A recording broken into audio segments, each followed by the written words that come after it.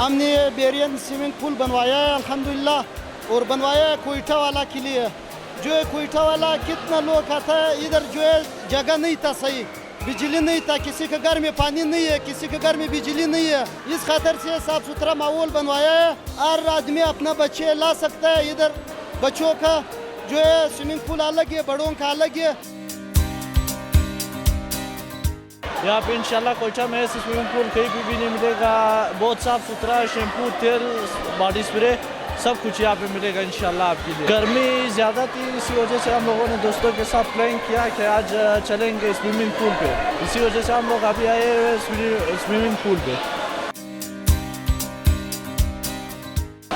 School की छुट्टियाँ हो रही है, हम दोस्तों के साथ इधर एंजॉय करने। बहुत साफ सुथरा माहौल है यहाँ, आप भी अपने बच्चे भेज सकते हैं। बहुत सुथरा माहौल है यहाँ, गर्मी बहुत ज़्यादा है यहाँ, बहुत अच्छा साफ सुथरा माहौल है, गर्मी ज़्यादा है इधर।